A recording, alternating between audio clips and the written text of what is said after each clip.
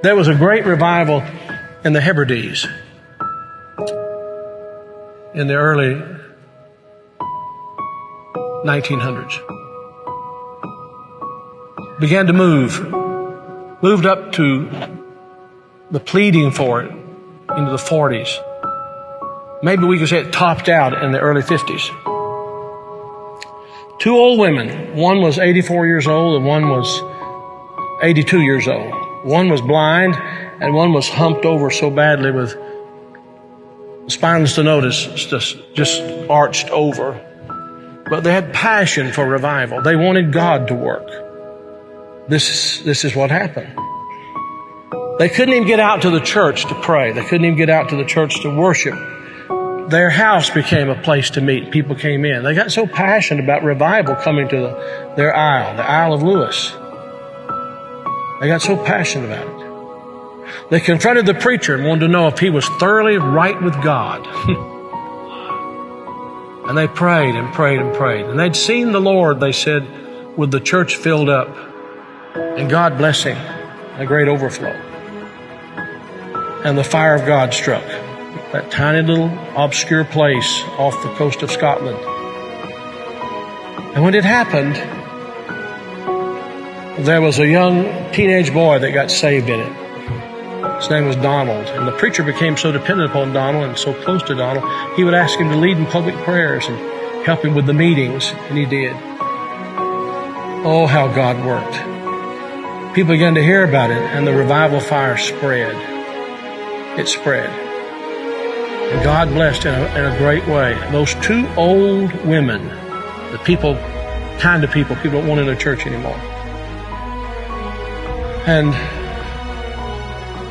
from that same island, there was a young girl who was a cousin to Donald Smith, who immigrated to America. Her name was Marianne Smith McLeod.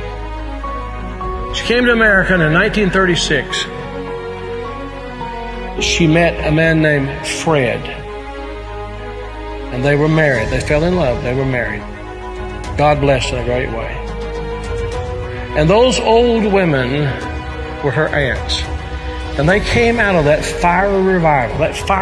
They really experienced revival. And they sent a Bible, a copy of the Word of God that had been used in a special way in that revival, to Marianne. She started having children. I think it was 1937 she had her first child. They named him after his father, Fred.